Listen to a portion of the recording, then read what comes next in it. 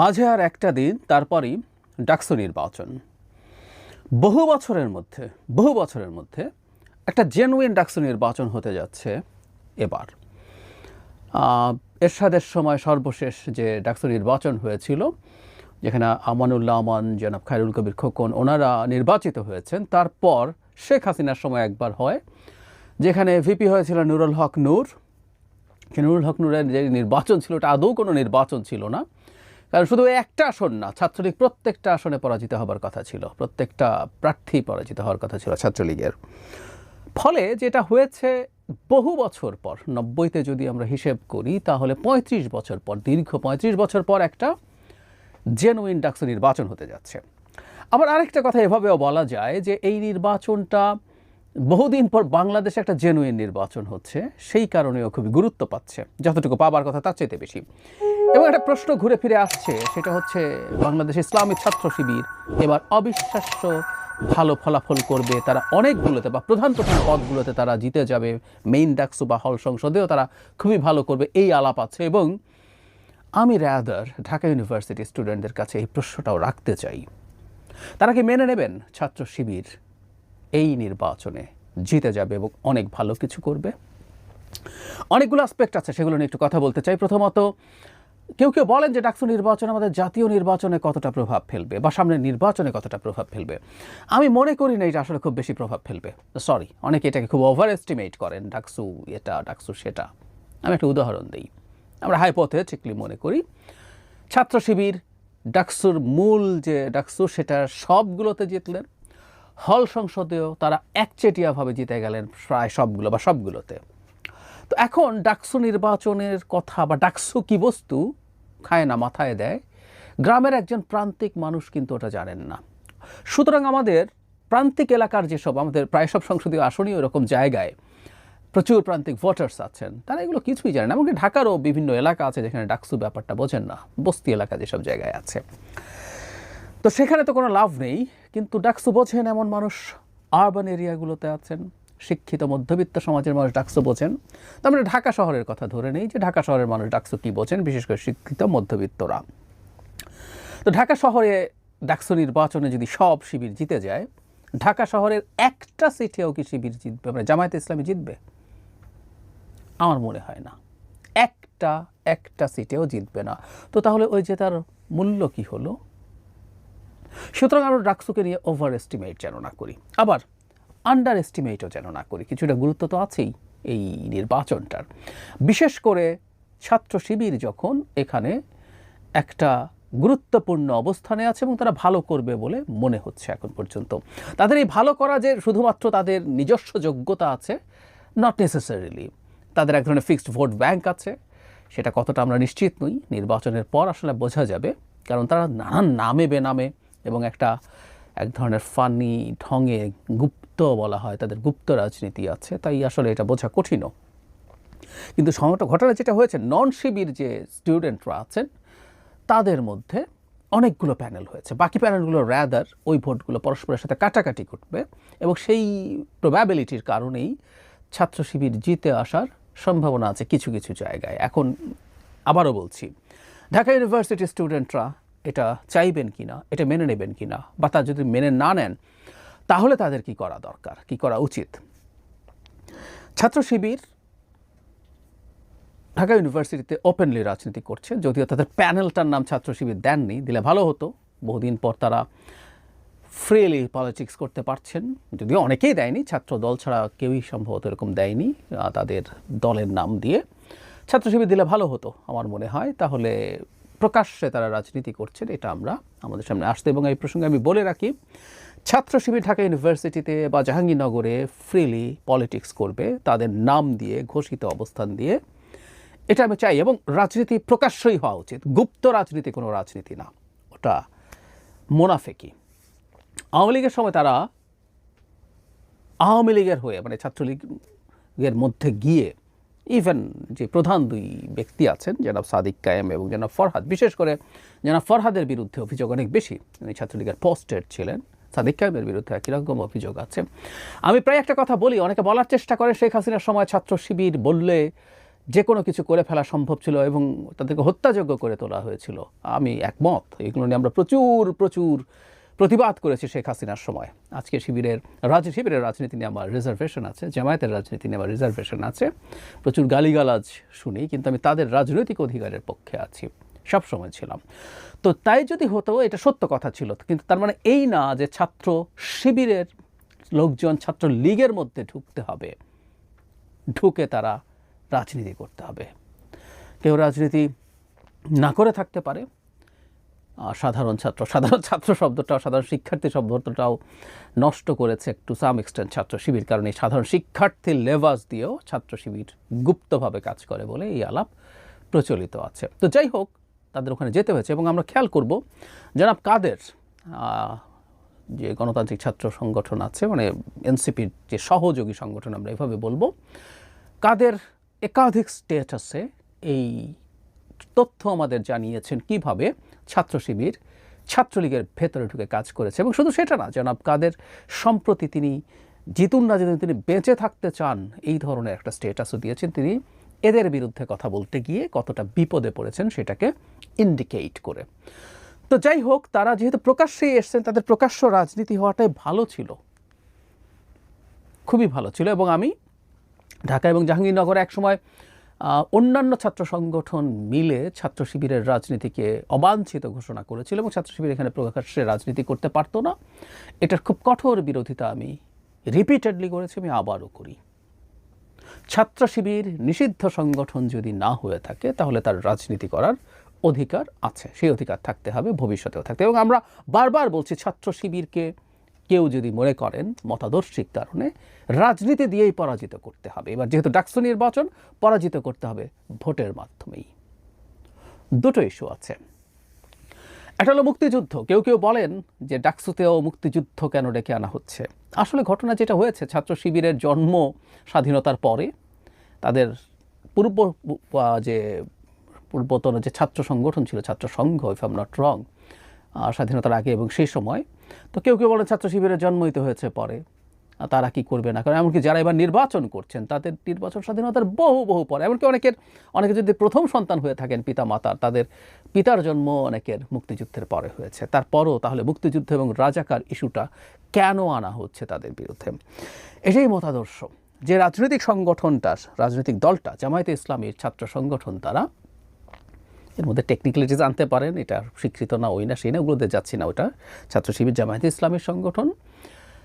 সেই জামায়াতে ইসলামীর সাথে তারা অ্যালাইন্ড এবং তারা এখনও মনে করেন বাংলাদেশের স্বাধীনতার সময় যা যা ঘটেছিল তারা সঠিক করেছেন এবং কোনো অনুতাপ তাদের নেই। এবং অবিশ্বাস্যভাবে শেখ হাসিনা পতন এবং পালিয়ে যাওয়ার পর শিবির তার একটা প্রকাশনায় একটা লেখা ছাপিয়েছিল, যেখানে এই ধরনের বক্তব্য লেখা ছিল যে মুসলমানরা অনেকে না বুঝে, আমি এক্স্যাক্টলি পড়ি, সে সময় অনেক মুসলিম না বুঝে মুক্তিযুদ্ধে জড়িয়ে পড়েছিল, এটা তাদের ব্যর্থতা ও অদূরদর্শিতা ছিল, আল্লাহ তাদের ক্ষমা করুন। এখানে একজন লেখক লিখেছিল, পরে ডিবেটের মুখে শিবির বলেছে এটা তাদের অপিনিয়ন না। টেকনিক্যালি কারো পত্রিকায় কেউ একজন তার পার্সোনাল অপিনিয়ন দিতে পারে, কিন্তু কী জায়গা দেয়, কোন লেখা থাকে, এটা দিয়ে সেই সংগঠনের সেই প্রকাশক যারা করেছেন তাদের সাইকোলজিক্যাল স্ট্যান্স বোঝা যায়। সো শিবির নিজেও মুক্তিযুদ্ধ বিরোধী শক্তি হিসাবে নিজকে প্রমাণিত করেছে, যদিও তাদের অনেকের বাবার জন্মই মুক্তিযুদ্ধের পরে। সেই জন্য বলছি, রাজাকার বলা বা মুক্তিযুদ্ধ বিরোধিতা আসলে একটা আদর্শ, একটা মতাদর্শ। ওটা ওই সময় কেউ বেঁচে ছিল কি না, তার জন্ম হয়েছিল কি না, সেই সময় সেটা করেছিল কি না সেটা নয়, সে সেটা ওন করছে কি না কোয়েশ্চেন, এবং তারা সেটা করছেন। আমি একটা কথা বলে রাখি, মুক্তিযুদ্ধ বললেই অনেকে ভারতের বয়ান, আওয়ামী লীগের বয়ান বলেন, এটাও ট্যাগ করা। সরি, আমরা শেখ হাসিনার মুক্তিযুদ্ধের বয়ানে ফাইট করেছি, যখন অনেকেই কোনো দেখা ছিল না, মানে বহুজন বহু জায়গায় নানান কিছু করে বেড়াচ্ছেন, আওয়ামী লীগের হয়ে স্লোগান দিচ্ছিলেন। আমরা শেখ হাসিনার মুক্তিযুদ্ধের বয়ান চ্যালেঞ্জ করেছি। মুক্তিযুদ্ধের যে বয়ানের কথা বলি, মুক্তিযুদ্ধের যে মতাদর্শের কথা বলি, যে স্পিরিটের কথা বলি, এটা শেখ হাসিনার সকল স্বাধীনতার চেতনা না, যেটার মাধ্যমে সে তার ফ্যাসিবাদ কায়েম করার চেষ্টা করেছে, না, সেটা না। কিন্তু বাংলাদেশে মুক্তিযুদ্ধ হয়েছিল, আমাদের মুক্তিযোদ্ধার, এটা একটা জনযুদ্ধ ছিল, এটা এক শেখ মুজিবুর রহমান সব কিছু করে ফেলেছেন তা না, সেই জনযুদ্ধের মাধ্যমে আমরা স্বাধীন হয়েছি। আমাদের উপরে ভয়ঙ্কর বর্বর অত্যাচার চালিয়েছিল পাকিস্তানি মিলিটারি, এবং সেটাকে সমর্থন করেছে নৈতিক এবং সামরিকভাবেও জামায়াতে ইসলামীর লোকজন। এতে কোনো সন্দেহ নেই। এই জিনিসগুলো আমাদের মনে রাখতে হবে। বাংলাদেশের ইতিহাস আমরা ভুলব না। এখন কেউ কেউ বলবেন, ছাত্র সংসদ নির্বাচনে জাতীয় রাজনীতি কি আসবে? আসবে। যারা যারা বলেন ছাত্ররা শুধু ছাত্র সংসদ নির্বাচনে শুধু ছাত্রদের দাবি নিয়ে আলাপ হবে, এটা হাস্যকর। এটা বাংলাদেশের মতো করে চলবে। কেউ কেউ গ্লোবাল বিভিন্ন জায়গা দেখেন, ইউরোপে এটা হয়, ওখানে ছাত্র সংসদ নির্বাচন, ওখানে দলীয় রেজুরবৃত্তি হয় না, ওখানে এই দাবি থাকে না, সেই দাবি থাকে না, ছাত্রদেরকে নিয়ে কথা বলে। কিন্তু বাংলাদেশ একটা বিশেষ জায়গা যেখানে ছাত্ররা তাদের ছাত্র রাজনীতিতে রাষ্ট্রের কল্যাণ নিয়ে কথা বলবেন। এই রাষ্ট্র তৈরি করেছে ছাত্ররা, এমনকি সেই 24-এ এসেও শেখ হাসিনা পতনেরও প্রধান রোল তারা প্লে করেছেন। সুতরাং জাতীয় রাজনীতির ইস্যু এখানে আসবে, এবং ছাত্র শিবির মুক্তিযুদ্ধের বিরোধিতার যে লেগাসি বহন করছে এবং সেটাকে সগর্বে তারা সমাজের সামনে প্রেজেন্ট করছে, সেটা ইস্যু হতে হবে। এবং ঢাকা ইউনিভার্সিটি স্টুডেন্টদেরকে এটা মাথায় রাখতে হবে, তারা এই ধরনের কাউকে নির্বাচনে আনবেন কিনা, তাকে নির্বাচিত করবেন কিনা। আমরা ঢাকা ইউনিভার্সিটি স্টুডেন্টদেরকে সবচেয়ে প্রগতিশীল অংশ বলে মনে করি, অ্যাটলিস্ট পারসেপশন সেরকম আছে, বাস্তবতা আমি নিশ্চিত নই। আরেকটা ইস্যু তাদের মাথায় রাখা দরকার আছে, সেটা হলো একটা আইডেন্টিটি পলিটিক্স। ছাত্র শিবির, জামায়াতে ইসলামী ইসলামী আইডেন্টিটি পলিটিক্স করেন। সেই আইডেন্টিটি পলিটিক্সকে বাংলাদেশের এরকম গুরুত্বপূর্ণ একটা জায়গায় তারা নেবেন কিনা, এটাও খুবই গুরুত্বপূর্ণ প্রশ্ন। এবং সেটাও যে ঠিকঠাক করেন তা না, বিশেষ করে ছাত্র শিবির, জামায়াতে ইসলামী তাদের জায়গা থেকে তাদের মতো করে অনেক ক্ষেত্রেই এমন কিছু করেন তাদের স্বার্থের জন্য, যেটা তাদের নামের সাথে যখন ইসলাম থাকে তার সাথে কনফ্লিক্ট করে। এমন নারীদেরকে তারা নমিনেশন দিয়েছেন তাদের প্যানেলে, যিনি হিজাব করেন না, অথচ তাদের ছাত্রী সংস্থা যে নারী সংগঠন আছে জামায়াতের, তাদের হিজাব তো বটে, অনেকে নেকাব করেন। জামায়াতে ইসলামের নারী নেত্রীরাও নেকাব পরিধান করেন বেশিরভাগই, আমি এই ধরনের ছবি দেখেছি। তো ফলে তারা আসলে তাদের যেখানে যে ধরনের প্রয়োজন, যেভাবে প্রয়োজন, সেগুলো করছেন। এই কৌশলগুলো অন্তত যে দলটার সাথে ইসলাম আছে তার সাথে ম্যাচ করে না, এটা বুঝতে পারতে হবে। তার চাইতেও জরুরি কথা, যদি তারা সেটাও করতেন, এই সংগঠন যখন আসবেন তারা আসলে কীরকম করবেন, এই ঢাকা ইউনিভার্সিটির পরিবেশ কেমন হবে, তারা কি করতে পারেন, কিভাবে করতে পারেন, কতটুকু করতে পারেন। যে কেউ খোঁজ নিয়ে দেখবেন, ছাত্র শিবিরের নিয়ন্ত্রণে একসময় দুটো ইউনিভার্সিটি খুব ভালোভাবে ছিল, চিটাগং ইউনিভার্সিটি এবং রাজশাহী ইউনিভার্সিটি। সেখানে স্টুডেন্টদের কালচারাল অ্যাক্টিভিটিস, ওগুলো ছাত্র সংসদের মাধ্যমে না, গায়ের জোরে তাদের নিয়ন্ত্রণ ছিল। সেগুলোতে কালচারাল অ্যাক্টিভিটিস কী হয়েছে না হয়েছে, মানুষের মননের বিকাশের জন্য কি হয়েছে, যে কেউ খোঁজ নিয়ে জানতে পারবেন। একই পরিস্থিতি এখানে তৈরি হতে পারে, এবং সেটা ইসলামের নামে। বাংলাদেশে ঢাকা ইউনিভার্সিটির মতো একটা জায়গায় একটা এই ধরনের ইসলামিস্ট, আমি এটা নিয়ে আমার দীর্ঘ ক্রিটিক আছে, যে বাংলাদেশের এক্সিস্টিং কনস্টিটিউশনাল ফ্রেমওয়ার্কে জামায়াতে ইসলামী বা ছাত্র শিবির রাজনীতি করার অধিকার রাখে কিনা। বলেছে, আমি নিজে আলাদাভাবেও কথা বলবো। সে প্রশ্ন যারা খেলাফত কায়েম করতে চায়, তারা খেলাফত না, তারা শরিয়ার কথা বলেন, যারা শরিয়া আইন কায়েম করতে চায়, সেটা আমাদের এক্সিস্টিং লিবারাল ডেমোক্রেসির সাথে যায় কিনা। এখন কেউ কেউ বলতে পারেন যে এখানে যারা নির্বাচন করছেন তারা তো এখনই জাতীয় রাজনীতিতে যাচ্ছে না, কিন্তু আমাদের মনে রাখতে হবে এরাই এক সময় জাতীয় রাজনীতিতে যাবেন, এবং আমরা যদি আমাদের স্টুডেন্টদের কথা বলছি, ভোট দিয়ে তাদেরকে নির্বাচিত করি, এটা তাদের প্রোফাইলে যোগ হবে। সুতরাং এমন কাউকে আমরা নির্বাচিত করছি আসলে এর মাধ্যমে, যারা আমাদের এখানে একটা এমন পরিস্থিতি তৈরি করবেন যেটা আসলে উদার গণতান্ত্রিক ব্যবস্থার সাথে যায় না। এবং জরুরি কথা, যারা এখন সগর্বে মুক্তিযুদ্ধের সময়কার তাদের ন্যাক্কারজনক ভূমিকাকে ওন করেন, কিন্তু সেটা তারা ব্যবহার করবেন যে তারা এই জায়গায় ভোটে নির্বাচিত হয়েছিলেন। আমি খেয়াল করছি একটা জরিপ টরিপ দিয়ে, এবং তাও তাদের কত রকম কৌশল তাদের হয়ে জরিপ করা হয়েছে দুটো প্রতিষ্ঠানের পক্ষ থেকে, সেখানে বিপুল ব্যবধানে শিবির এগিয়ে আছে। জানা গেল ওই প্রতিষ্ঠানগুলোর সাথেও তারা জড়িত আছেন, থাকতেই পারেন, তারা এগুলো সামনে আনছেন। এগুলো খুব মেজর ইস্যু হবে না, কিন্তু আমি যে কথাটা বলতে চাই যে ভোট দেওয়া দরকার আছে।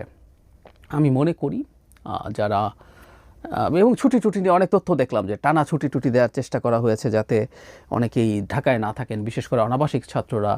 এবং অনাবাসিক ছাত্রদের মধ্যে ছাত্র শিবিরকে ভোট দেওয়ার প্রবণতা সম্ভবত কম হবে, এই ধরনের আলাপ আছে। নারীদের মধ্যে কম আছে, কম থাকারই কথা, কারণ তাদের ওপরই চাপ বেশি তৈরি হওয়ার কথা যদি কেউ শরিয়া আইনের কথা বলেন।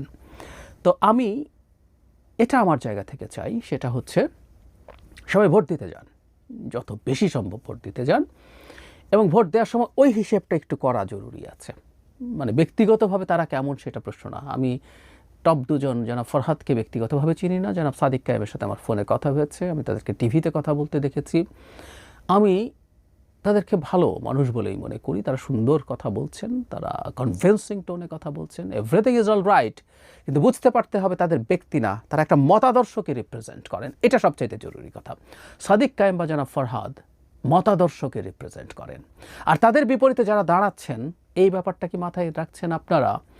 তারা বছরের পর বছর লড়াই করেছেন রাজপথে, শেখ হাসিনার বিরুদ্ধে লড়াই করেছেন, জুলাই আগস্টে তো করেছেনই, প্রকাশ্য লড়াইয়ের তাদের মানে ঘটনা আপনারা দেখেছেন, রেকর্ড আছে। এছাড়াও এর আগে নানা সময়ে শেখ হাসিনার বিরুদ্ধে অত্যন্ত উচ্চ কণ্ঠ ছিলেন তারা, প্রায় সবাই। সুতরাং তাদের এই লড়াইকে কি মর্যাদা দেওয়া যাবে না, দেওয়া হবে না, দেওয়া উচিত না? আর তার চাইতে আবারও বলছি, ছাত্র শিবিরের হয়ে যারা দাঁড়াচ্ছেন ব্যক্তিগতভাবে আপনি তাদেরকে পছন্দ করতে পারেন, সেই সম্ভাবনা আছে। ছাত্র শিবিরেও সত্যিকার অর্থে আমি দেখেছি অনেক ওয়েল বিহেভড, ওয়েল ম্যানার্ড লোকজন আছে, থাকে, কিন্তু তারা আদতে একটা মতাদর্শকে রিপ্রেজেন্ট করেন, যে মতাদর্শ আসলে ঢাকা ইউনিভার্সিটির মতো জায়গায় নির্বাচিত হয়েছে, এটা আসলে ঢাকা ইউনিভার্সিটির ইমেজকে ক্ষতিগ্রস্ত করে। এবং আপনারা যারা স্টুডেন্ট আছেন তারা যদি এটা হতে দেন, আমার কাছে মনে হয় ব্যক্তিগতভাবে যে এটা আপনাদের ভার্সিটির ইমেজের জন্য ভালো হয় না। আমরা একটা কথা মনে রাখবো, আমি বহুবার বলেছি, জামায়াতে ইসলামী, ছাত্র শিবির, এনাদের রাজনীতির অধিকারের প্রতি আমি শতভাগ সমর্থন করি। তাদের অধিকার যেখানে যেখানে ক্ষুণ্ণ হয়েছে, শেখ হাসিনার সময়ের কথা বলছি, ফাইট করেছি, এখনও করছি, ভবিষ্যতেও করব। এবং একই সাথে আমি যোগ করছি এই ধরনের আইডেন্টিটি পলিটিক্স, আমি প্রায় বলি এটা হিন্দুত্ববাদের নামে হোক, এমনকি বাঙালিত্বের নামে হোক, যে আইডেন্টিটি অন্যদেরকে এক্সক্লুড করে, সেই আইডেন্টিটি পলিটিক্স আমি বিরোধিতা করি। আর জামায়াতের ক্ষেত্রে তো, ছাত্র শিবিরের ক্ষেত্রে তো তার সাথে মুক্তিযুদ্ধের ইস্যুটাও আছে, এবং অবশ্যই এই জাতীয় ইস্যু আলাপে আসতে হবে, অবশ্যই আসতে হবে। সুতরাং আমি চাই, আমি এক্সপেক্ট করি এবং আমি অনুমান করি ঢাকা ইউনিভার্সিটির স্টুডেন্টরা, নারী ছাত্রীরা, তারা প্রচুর সংখ্যায় ভোট দিতে যাবেন। অনাবশ্যিক যারা আছেন তারা তাদের এই ভোটাধিকারটাকে অবহেলা করবেন না প্লিজ। আপনারা ভোট দিতে যান এবং ভোট দিয়ে আপনাদের চয়েস আপনারা নিশ্চিত করুন। আর আমি আমার যে অপিনিয়ন, ইটস মাই অপিনিয়ন, এখানে এটা আমার অ্যানালিসিস নয়, আমার অপিনিয়ন, আমার এক ধরনের অ্যাক্টিভিজম হিসাবেও দেখতে পারেন, সেটা যদি আপনাদের সঠিক বলে মনে হয় তাহলে ফলো করুন। আর না হলে আপনাদের যদি কারো মনে হয় ছাত্র শিবিরই নির্বাচিত হওয়া উচিত সব কিছুর পরও, সেটাও করুন, কিন্তু ভোট দিতে যান। আমাদের এই ভোট দেওয়ার প্রবণতা, ভোট দেওয়ার চর্চা ভবিষ্যৎ গণতান্ত্রিক বাংলাদেশ তৈরি করার জন্য খুব বড় ভূমিকা রাখবে।